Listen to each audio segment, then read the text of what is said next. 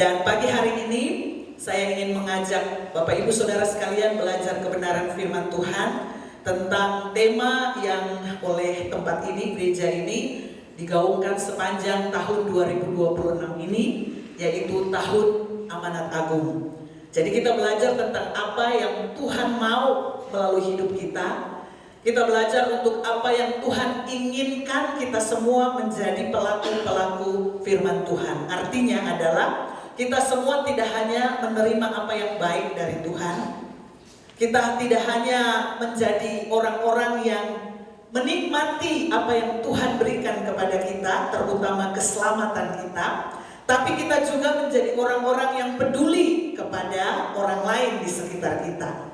Kita melihat ada keluarga kita yang belum mengenal Tuhan. Kita melihat ada tetangga kita, teman kita yang belum mengenal Tuhan. Maka kita semua memiliki belas kasihan untuk menjadi alat Tuhan, mengenalkan Tuhan kepada mereka dan membawa mereka percaya kepada Tuhan. Nah, pagi hari ini saya beri judul firman Tuhan sederhana saja Bapak Ibu, yaitu beritakan Injil, Tuhan beserta. Nah, ketika kita melihat beritakan Injil, Tuhan beserta, banyak di antara kita yang mungkin berpikir sulitnya kalimat yang depan, beritakan Injil.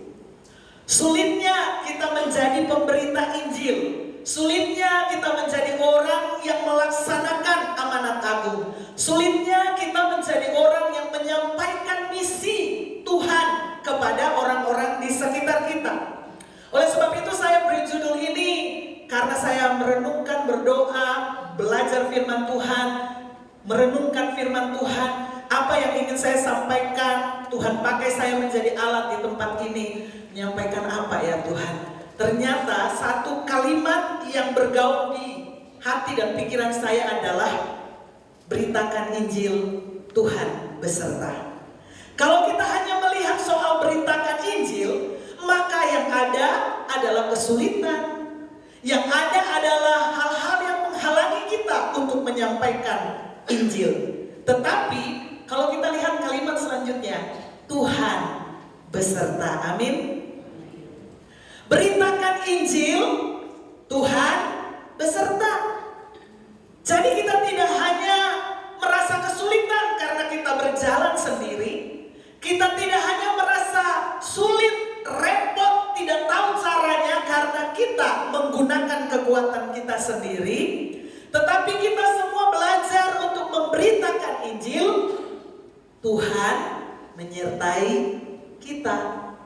Kalau Tuhan menyertai kita, maka semua kesulitan yang kita pikirkan, semua hal-hal yang menghalangi kita yang kita pikirkan, ada Tuhan yang menyertai kita.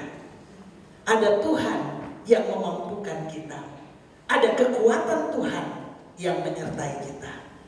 Nah, kalau kita berpikir ada Tuhan yang menyertai, ada kekuatan dari Tuhan yang bersama kita, ada hal-hal yang Tuhan akan sertakan di dalam kita melakukan apa yang menjadi amanat agung itu, maka saya percaya kita semua adalah orang-orang yang beruntung dan orang-orang yang harusnya dengan semangat dan antusias menjadi pemberita Injil. Amin Bapak Ibu. Tuhan menyertai kita. Mari kita baca di dalam Matius 28 ayat 16 sampai ayatnya yang ke-20. Matius 28 ayat 16 sampai ayatnya yang ke-20, firman Tuhan berkata demikian. Dan ke-11 murid itu berangkat ke Galilea, ke bukit yang telah ditunjukkan Yesus kepada mereka. Ketika melihat Dia, mereka menyembahnya. Tetapi beberapa orang ragu-ragu. Yesus mendekati mereka dan berkata, "Kepadaku telah diberikan segala kuasa di sorga dan di bumi. Karena itu pergilah, jadikanlah semua bangsa muridku, dan baptislah mereka dalam nama Bapa dan Anak dan Roh Kudus, dan ajarlah mereka melakukan segala sesuatu yang telah kuperintahkan kepadamu.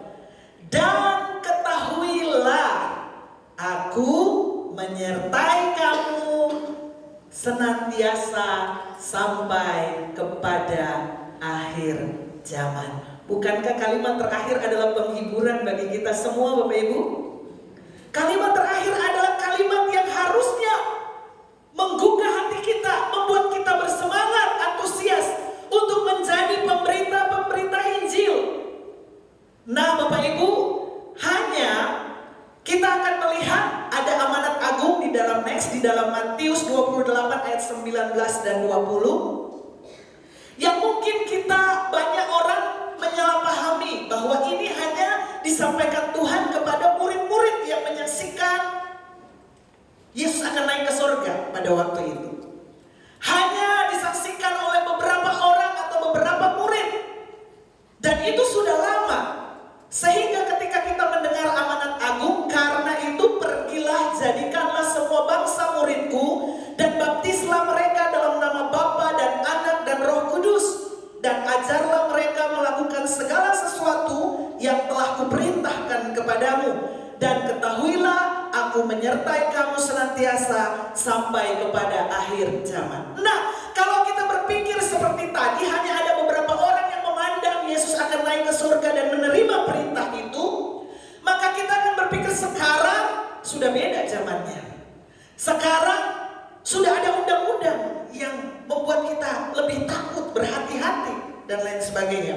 Sekarang zamannya sudah lain, sehingga kita sulit, kita susah, dan akan merepotkan kita ketika kita menjadi orang-orang yang memberitakan Injil. Nah, Bapak Ibu, saya lihat di dalam Kamus Besar Bahasa Indonesia next, pemberitaan Injil atau kita sebut dengan misi adalah kegiatan menyampaikan kabar baik atau Injil dilakukan atas dasar pengutusan sebagai kelanjutan misi Kristus.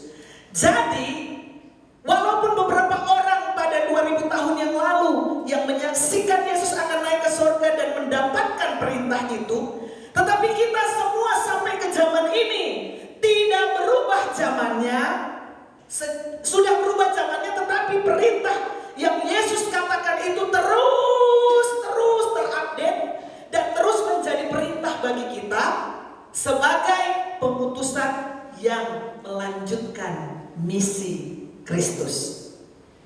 Jadi kita semua punya tugas yang sama.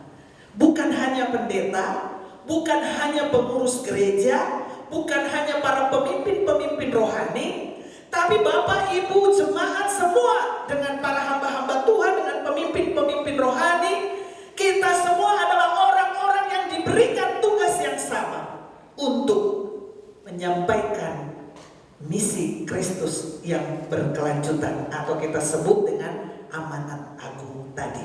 Nah, next, ada konteks yang saya baca ketika perintah amanat agung diberikan, ya Bapak Ibu. Konteks sekitar peristiwa perintah memberitakan Injil itu diberikan, ada konteks tiga keadaan. Yang pertama, saat kebangkitan Yesus. Jadi Yesus bangkit dari kubur, ada beberapa perempuan dan murid Kristus yang datang untuk sebenarnya mereka mau berziarah, tetapi kemudian mereka menemukan kubur Kristus kosong. Di situ hanya ada malaikat, dan malaikat bilang, jangan takut, Yesus yang disalibkan itu telah bangkit. Pergilah, beritakan kepada teman-temanmu. Nah, itu keadaan yang pertama, konteks yang pertama. Yang kedua adalah setelah Yesus bangkit, ada penampakan. Yesus menampakkan diri kepada dua orang yang berjalan ke Emmaus. Yesus menampakkan diri kepada murid-murid tanpa Thomas. Kemudian Yesus menampakkan diri kepada murid-murid beserta Thomas. Dan beberapa penampakan Yesus yang terjadi di sekitar peristiwa memberikan amanat agung. Nah, yang ketiga adalah ketika Yesus akan naik ke surga. Itu adalah peristiwa-peristiwa kejadian yang melatar belakangi ketika Yesus menyampaikan amanat agung tersebut. Nah, dari keadaan itu, Bapak Ibu, kita melihat bahwa dalam ayat 5 sampai ayat 10 ini berkaitan dengan keadaan atau konteks Yesus bangkit sampai penampakan diri. Saya bacakan, Akan tetapi malaikat itu berkata kepada perempuan-perempuan itu, janganlah kamu takut, sebab aku tahu kamu mencari Yesus yang disalibkan itu. Ia tidak ada di sini, sebab ia telah bangkit, sama seperti yang dikatakannya. Mari, lihatlah tempat ia berbaring. Dan segeralah pergi dan katakanlah kepada murid-muridnya bahwa ia telah bangkit dari antara orang mati. Ia mendahului kamu ke Galilea, di sana kamu akan melihat dia. Sesungguhnya aku telah mengatakannya kepadamu. Nah, mereka segera pergi dari kubur itu dengan takut dan dengan sukacita yang besar dan berlari cepat-cepat untuk memberitahukannya kepada murid-murid Yesus. Tiba-tiba Yesus berjumpa dengan mereka dalam penampakan diri dan berkata, salam bagimu. Mereka mendekatinya dan memeluk kakinya serta menyembahnya. Maka kata Yesus kepada mereka, jangan takut, pergi dan katakanlah kepada saudara-saudaraku supaya mereka pergi ke Galilea dan di sanalah mereka akan melihat aku. Bapak Ibu lihat, warna yang saya kasih warna kuning itu adalah kalimat yang berulang-ulang diungkapkan di dalam Alkitab. Ketika malaikat melihat wanita-wanita yang datang untuk berziarah, malaikat berkata, jangan takut. Lalu kemudian Yesus bertemu, menampakkan diri kepada murid-muridnya. Yesus juga berkata, jangan takut. Kenapa ya? Kenapa hal itu berulang-ulang? Kita semua tahu bahwa kalau satu kalimat diulang-ulang berkali-kali waktu kita belajar di sekolah, maka hal itu penting. Hal itu yang sedang mungkin Yesus tahu itu terjadi di antara para muridnya. Karena mereka semua berpencar, mereka semua waktu Yesus mati, mereka menyelamatkan diri mereka karena mereka ketakutan. Lalu kemudian ketika berita tentang kebangkitan Kristus, maka berulang-ulang disampaikan, jangan takut, jangan takut, jangan takut. Nah, mengapa ini berulang-ulang, next? Karena memang Bapak Ibu, untuk melakukan amanat agung, terkadang ketakutan membuat seseorang tidak memberitakan Injil. Betul? Takut. Apa saja yang ditakuti? Next. Biasanya orang takut memberitakan Injil itu karena takut gak bisa ngomong. Gimana ya caranya mau ngomong? Saya kenal seorang ibu. Kalau dia ngomong, ibu ini gak bisa dipedot omongannya. Ngomong terus. Sampai kadang-kadang beberapa teman saya berkata begini, aduh malas kalau ketemu ibu itu. Kalau ngomong sama ibu itu, ngomongnya gak bisa berhenti. Tapi suatu saat ketika kita bicara tentang menjadi saksi, menyampaikan kebaikan Tuhan, dia bilang, aku rasa ngomong. Lah tadi yang dia ngoceh panjang lebar gak bisa dipedot. Apa? Itu kan ngomong juga. Hanya banyak orang tidak berani memberitakan Injil. Mengapa? Merasa gak bisa bicara. Ngomong memberitakan Injil itu gak perlu diatur kalimatnya dengan begitu rapih. Seperti misalnya kalau saya mau bersaksi kepada Bu Gembala, saya bilang, ibu yang terkasih, izinkan saya untuk menyampaikan sesuatu. Kan gak harus begitu. Tapi apapun yang kita alami di dalam hidup kita, ceritakan saja dengan cara ceritanya kita, cara bicaranya kita. Katakan saja apa yang bisa kita lakukan. Saya berkuliah di sekolah Karisma, tapi waktu itu masih bernama STP Gamaliel di Tasikmalaya, punyanya Pak Rudin Adi. Saya angkatan pertama tahun 94. Dosen misi kami suatu saat memberikan tugas mendadak kepada kami. Kelas kita hanya ada 30 menit. Sisanya saya memberikan kesempatan kalian mahasiswa untuk pergilah ke tempat-tempat di mana kalian bisa bersaksi dan laporkan secara tertulis apa yang kalian lakukan. Bapak Ibu, ada teman saya laki-laki. Dia bilang, asik, saya mau masuk di tempat pelacuran. Karena memang jarak dari tempat gereja sama tempat kuliah kami, di tengah-tengah itu ada tempat pelacuran kelas kayak yang masuk orang-orang tukang beca dan lain sebagainya begitu. Jadi dia bilang, asik saya mau masuk ke sana. Lalu teman-teman bilang, kamu masuk hati-hati, kamu gak bisa keluar. Lah kita semua yang lain-lain bingung mau masuk kemana ya, karena tugasnya begitu mendadak. Ada yang berpikir saya nggak bisa ngomong, ada yang berpikir gimana caranya, susah. Lalu kemudian saya tidak merencanakan, tapi dasar mahasiswa ya, duitnya sedikit, sekolahnya dikasih beasiswa, jadi nggak mau harus ngirit, kira-kira begitu. Lalu saya biasanya tahan lapar Bapak Ibu. Lalu nanti jam 3 saya pergi ke KFC. Nah di KFC biasanya jam 3 sore, kalau Bapak Ibu pernah tahu, ada paket murah. Ya, paket etek. Berarti satu pengalaman dengan saya, WL-nya. Paket etek. Nah, paket itu murah dan paslah di kantong mahasiswa, apalagi mahasiswa sekolah Alkitab, kira-kira begitu. Nah lalu kemudian saya duduk makan paketnya, menikmati KFC zaman itu tahun 94. Itu sudah sebuah hal yang membanggakan. Mengapa? Dengan duit segitu sedikit bisa makan di KFC. Jadi makannya itu dilama-lamain Bapak Ibu, gak langsung ditelan gak. Kadang ayamnya disop-isop dulu, menikmati kira-kira. Nah pada saat saya menikmati itu, tiba-tiba ada seseorang yang karena memang paketan, jadi banyak orang yang makan di situ penuh. Lalu karena entah kenapa ada seorang ibu muda yang tidak mendapatkan tempat, lalu datang di dekat saya, di depan saya, "Ibu, ini kosong." Saya bilang, "Iya Bu, kosong Bu, saya boleh duduk?" "Boleh." Nah ketika dia duduk, lalu kemudian kami bercerita, entah bagaimana dia itu kemudian nyelentuk ke saya begini, "Bu Lisa," dia kan sudah dengar kenalan sama saya. Dia bilang, "Bu Lisa, oh kenapa dari tadi kita ngobrol saya lihat Bu Lisa kayak senyum terus, kayak nggak ada masalah." Lalu saya bilang begini, "Ya siapa yang bilang saya nggak ada masalah?" Nah setelah itu kemudian terbukalah jalan bagi saya, tanpa direkayasa, tanpa diatur, terbukalah jalan bagi saya. Dia kemudian menceritakan masalahnya ini itu, masalahnya seperti ini. Lalu kemudian saya dengan cara yang sederhana yang saya tahu pada waktu itu, saya kemudian berbicara sampai mendoakan ibu ini. Dan alhasil saya punya laporannya untuk misi yang tadinya saya tidak pernah membayangkan akan mendapat kesempatan yang demikian. Tapi saya percaya itulah penyertaan Tuhan. Amin. Ya. Kita kadang berkata, "Saya nggak tahu caranya, saya nggak tahu ngomong bagaimana."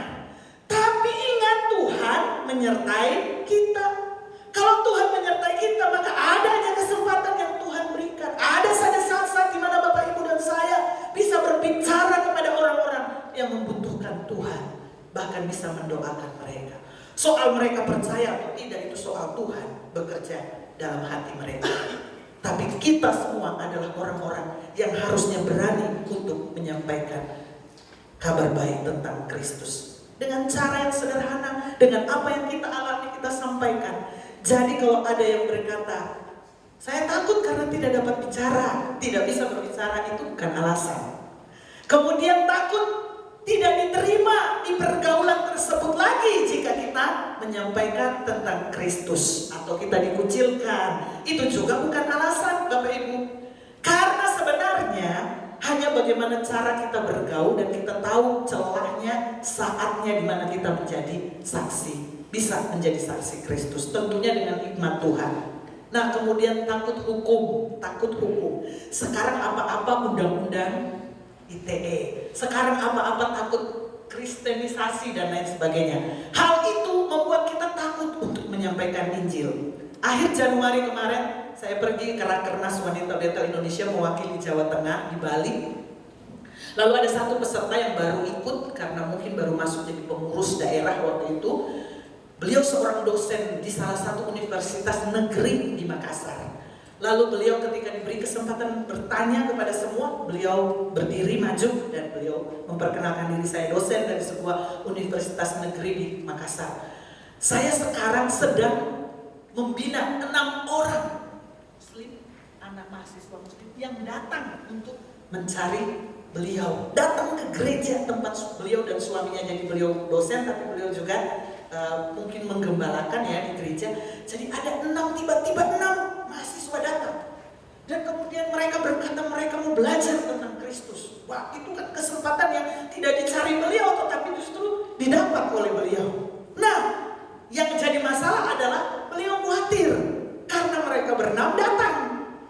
Lalu nanti kalau di tengah-tengah bicara, lalu kemudian dia sedang menjelaskan tentang bagaimana kitab suci dan lain sebagainya. Lalu tiba-tiba ada di antara mereka misalnya dia berpikir, kemudian menjadikan itu sebagai hal yang bermasalah secara hukum.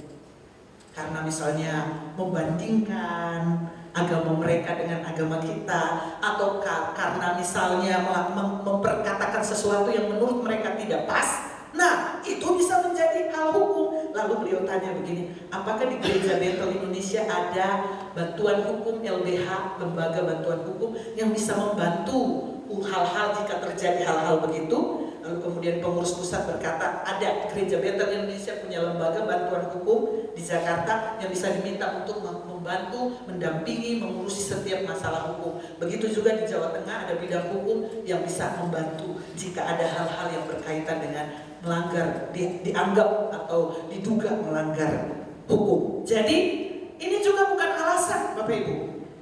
Mengapa kita harus berani? Ya, next. Karena memang hal-hal yang menjadi ketakutan itu sebenarnya bukan alasan yang bisa menghalangi kita untuk memberitakan Injil. Beritakan Injil dengan penuh keberanian. Matius 28 ayat 5-6 mengatakan, Yesus yang disalibkan itu, ia tidak ada di sini sebab ia telah bangkit sama seperti yang telah dikatakannya. Mungkin murid-murid takut ketika Yesus disalib, murid-murid takut ketika Yesus dikuburkan, tapi ketika Yesus bangkit, maka harusnya muncul keberanian karena Yesus telah mengalahkan kematian sekalipun. Kita takut sampai takut hukum karena apa? Ujung-ujungnya kan takut mati, Bapak Ibu. Kalau nanti dihukum atau dibunuh atau di apa, semuanya takut mati. Yesus telah bangkit dari kematian.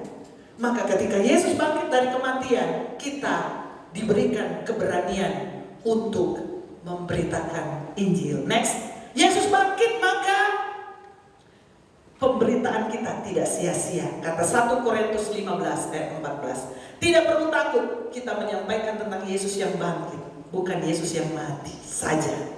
Selesai. Tapi kita menceritakan, memberitakan tentang Yesus yang bangkit. Dan itu fakta, itu nyata. Sekalipun banyak orang memberikan sanggahan-sanggahan secara teologia, yaitu Yesus bukan mati, mayat Yesus dicuri, itu orang yang menggantikan Yesus, itu semua alasan yang diberikan. Tapi dengarkan, satu fakta yang terjadi adalah 1 Korintus 15 ayat 14 berkata, tetapi andai kata Kristus tidak dibangkitkan, maka sia-sialah pemberitaan kami dan sia-sialah juga kepercayaan kami. Yesus bangkit maka pemberitaan kita tidak sia-sia. Beritakan saja Injil. Kristus menyertai kita. Next, Yesus bangkit. Yang kedua adalah ada hidup yang penuh pengharapan. Tadi kita takut kan? Takut dikucilkan, takut gak bisa bicara, takut hukum. Itu semua hal terjadi di dunia. Tetapi ketika kita menghadapi banyak tantangan, ada kehidupan lain yang penuh harapan bagi kita.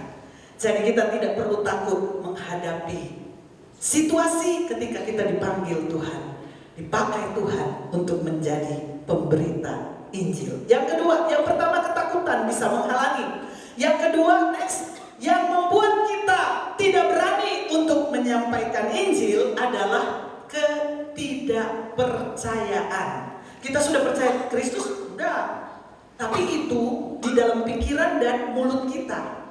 Dalam praktek hidup, banyak orang yang seperti orang ateis. Percaya Yesus tapi praktek hidupnya masih takut, masih gak percaya, masih kurang percaya. Nah, ada kisah next. Kalau kita tidak percaya, sebelumnya next ya. Kalau kita tidak percaya atau ragu-ragu, ada ayat di dalam Matius tadi pasal 28 yang kita baca tadi, ada kalimat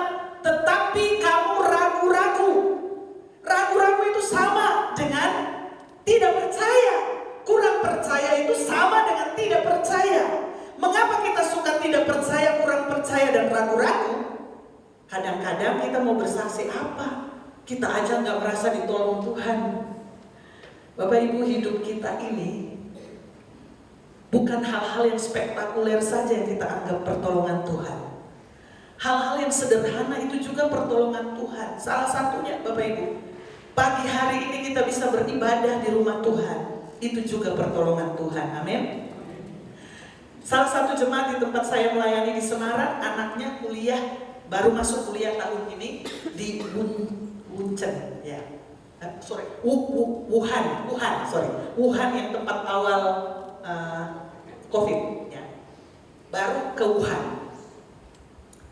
Nah, bapak ini hampir setiap kali kalau dia bertemu, dia bercerita tentang anaknya ini. Anaknya ini suatu saat sudah mau ke gereja, tiba-tiba dapat WA. Gereja ditutup. Kita nggak beribadah dulu karena sudah ketahuan sama pemerintah. Jadi rupanya di sana, zaman ini loh, di sana gereja yang ada adalah gereja pemerintah. Nah, gereja pemerintah itu pemerintah yang mengatur. Mau bacanya Alkitab ayatnya mana, mau merenungkannya mana, dan kemudian diatur sedemikian rupa supaya semuanya ikuti apa yang pemerintah katakan. Bahkan kalau misalnya itu bisa berlawanan dengan apa yang ditulis di firman Tuhan yang sebenarnya mereka yang mengatur semua. Nah, sementara gereja-gereja yang betul-betul mau sesuai firman Tuhan dan tidak diatur semuanya oleh pemerintah, mereka terpaksa harus beribadah sembunyi-sembunyi. Mereka tiba-tiba hari ini kita pakai ruangan ini, tiba-tiba hari ini kita tutup dulu karena ketahuan sama pemerintah. Jadi kayak main kucing-kucingan begitu beribadah. Dan itu yang sedang dialami oleh orang-orang di sana, tempat anak youth ini kuliah. Dan akhirnya orang tuanya mengatakan, kita bersyukur kita masih bisa beribadah dengan leluasa di tempat-tempat kita di Indonesia. Itu anugerah, itu berkat Tuhan, itu penyertaan Tuhan bagi kita, sehingga kita bisa beribadah dengan bebas. Itu pertolongan Tuhan. Nafas hidup kita sementara orang lain harus membeli oksigen, itu pertolongan Tuhan. Jadi siapakah kita yang bisa berkata saya belum ditolong Tuhan, saya tidak mengalami pertolongan Tuhan sehingga saya tidak bisa menceritakan apapun kepada orang lain? Enggak. Semua kita mengalami pertolongan Tuhan. Semua kita pernah ditolong oleh Tuhan. Lalu orang juga berkata, saya mengalami banyak kegagalan, tidak berhasil di mana-mana, dan itu tidak bisa membuat saya menjadi pemberita Injil, menyampaikan kesaksian. Bapak Ibu, kegagalan kita kalau kita perhatikan dalam hidup kita, tidak semua hal dalam hidup kita adalah kegagalan. Jadi kalau kita hanya berpikir selalu gagal dalam hidup, itu pasti akan menghalangi kita untuk memberitakan Injil. Next, oleh sebab itu, ketidakpercayaan tidak boleh menghalangi kita menjadi pemberita Injil. Beritakanlah Injil dengan penuh keyakinan atau kepercayaan. Matius 28 ayat 18 berkata, Yesus mendekati mereka dan berkata kepada orang yang ragu-ragu, kepada orang yang tidak percaya. Yesus mendekati mereka dan berkata, kepadaku telah diberikan segala kuasa di sorga dan di bumi. Kepada Yesus telah diberikan segala kuasa. Next, maka Yesus berkuasa sehingga kita menerima kelimpahan kasih karunia. Kasih karunia itu bukan karena kita hebat, kita bisa, kita mampu, tidak. Bahkan firman Tuhan berkata, Tuhan memberkati kita pada waktu kita tidur. Tidur kan gak bikin apa-apa, tapi Tuhan bisa memberkati. Tapi juga bukan alasan, ayo kalau begitu kita tidur. Lama-lama tidur, kebanyakan tidur, itu salah. Artinya apa?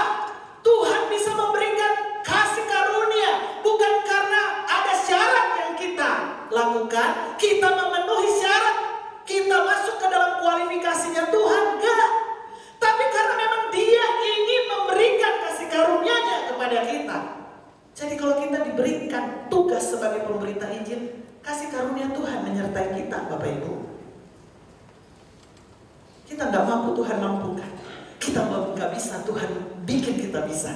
Kita nggak tahu situasi bagaimana. Ternyata ada situasi yang diciptakan Tuhan untuk kita menjadi pemberita Injil. Roma 5 ayat 17 berkata, jika oleh dosa satu orang maut telah berkuasa atas satu orang itu, maka lebih benar lagi mereka yang telah menerima kelimpahan kasih karunia dan anugerah kebenaran akan hidup dan berkuasa oleh karena satu orang itu, yaitu Yesus Kristus. Yesus Kristus memberikan kita kelimpahan kasih karunia.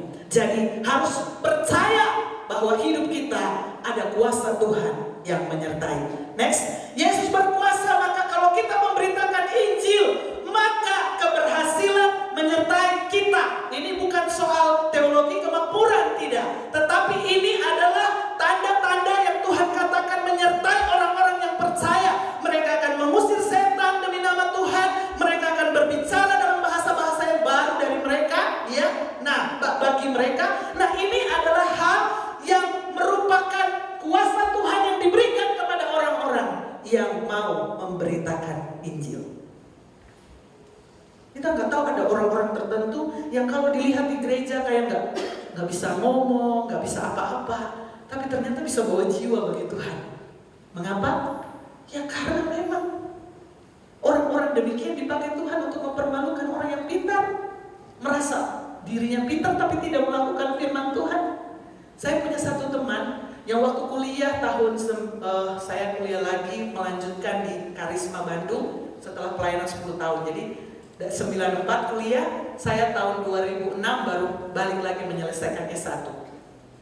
Saya bertemu dengan adik kelas 10 tahun di bawah saya. Saya paling tua 10 tahun, tapi saya berkuliah dengan mereka. Lalu ada satu teman saya. Teman ini saya pikir, aduh kasihan sekali, sering dibully. Jadi dia dipilih menjadi ketua kelas mahasiswa.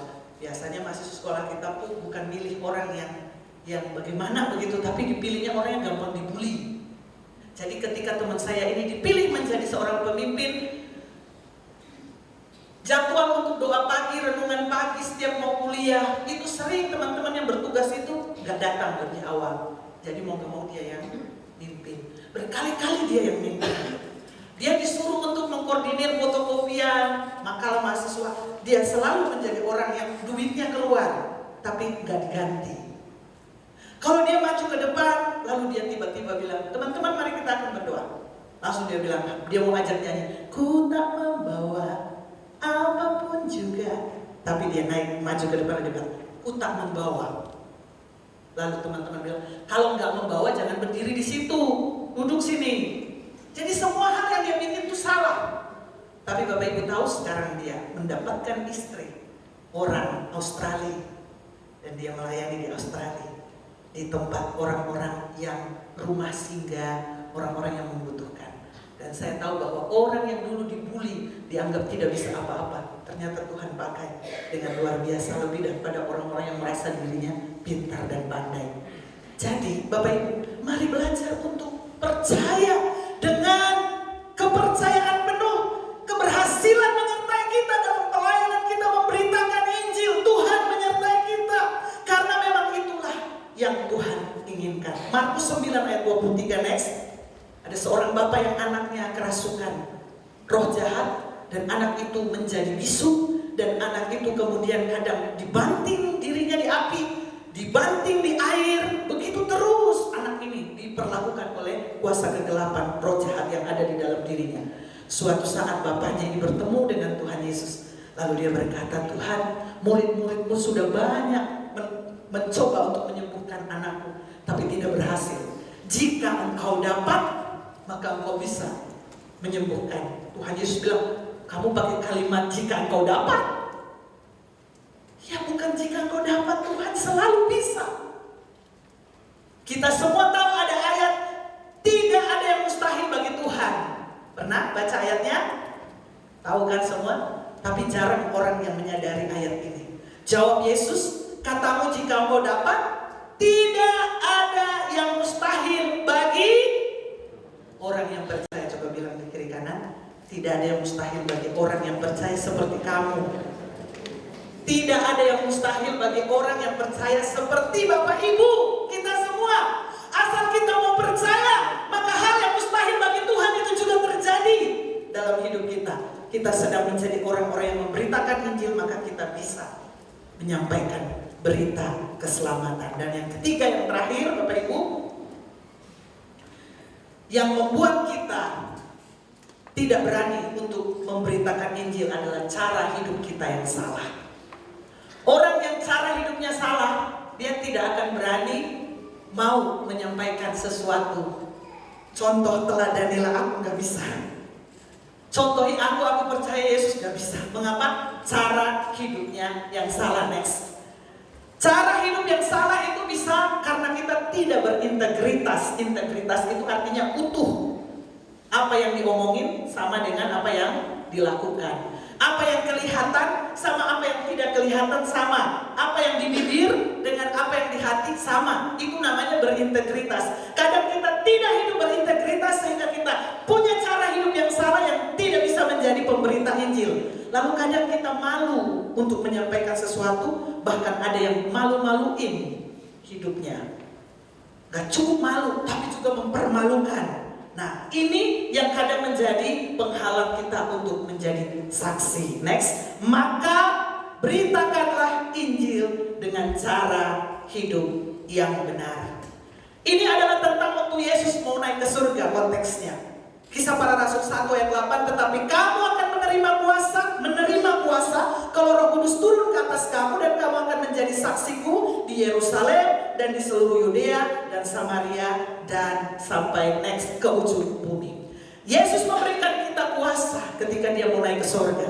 Dia berkata, kamu akan menjadi saksiku. Maka ketika kuasa itu diberikan kepada kita, kita juga berkuasa atas dosa. Hidup yang tidak berintegritas itu harusnya kita bisa berubah. Karena yang namanya dosa dikuasai, bukan tidak ada dosa, ada kelemahan ada. Tapi kita yang berkuasa atas itu. Jadi hidup kita harus diubahkan, hidup kita harus diupayakan untuk kita menjadi orang yang hidup dengan benar. Roma 8 ayat 2, Bapak Ibu bisa baca. Dan kemudian yang berikutnya adalah Yesus memberikan kita kuasa. Next, maka kita dapat hidup dengan benar atau berintegritas. 1 Korintus 15 ayat 34 berkata, sadarlah kembali sebaik-baiknya dan jangan berbuat dosa lagi. Ada di antara kamu yang tidak mengenal Allah. Hal ini kukatakan supaya kamu malu. Malulah kalau hidupnya tidak berintegritas, karena kita tidak bisa menyampaikan Injil. Dan yang ketiga adalah Yesus memberikan kuasa, maka kita dapat menjadi saksi. Saksi itu apa? Saksi itu contoh. Saksi itu teladan. Nah, kalau kita mau jadi contoh, mau jadi teladan, harus hidup kita hidup dalam kebenaran supaya kita bisa menjadi teladan. Barangkali ada di antara Bapak Ibu yang mendengar dari tadi, angel nemen ya, rasane mau hidup berintegritas susah. Di tengah zaman yang edan seperti ini, susah juga kita mau hidup benar. Kita ada di sistem yang ketika kita masuk bekerja di situ, sistemnya udah salah. Gimana kita mau hidup dengan benar? Saya satu di antara ribuan orang karyawan yang lain, semuanya sudah nggak benar semua. Masa saya mau jadi orang yang benar sendirian? Rugi dong. Nah, hal-hal yang seperti ini, Bapak Ibu, kita belajar bahwa kita harus menjadi contoh dan teladan. Satu orang saja, nggak apa-apa. Bersama dengan Tuhan, kita bisa menjadi teladan. Ingat, next yang terakhir, saya selalu ingat ayat ini dan selalu mengingatkan kita semua bahwa janji penyertaan Tuhan. Dan ketahuilah, aku menyertai kamu senantiasa sampai kepada akhir zaman. Beritakan Injil, Tuhan beserta. Amin. Ingat, Tuhan beserta. Maka engkau bisa, engkau mampu, engkau sanggup untuk menjadi saksinya. Mari kita berdiri bersama.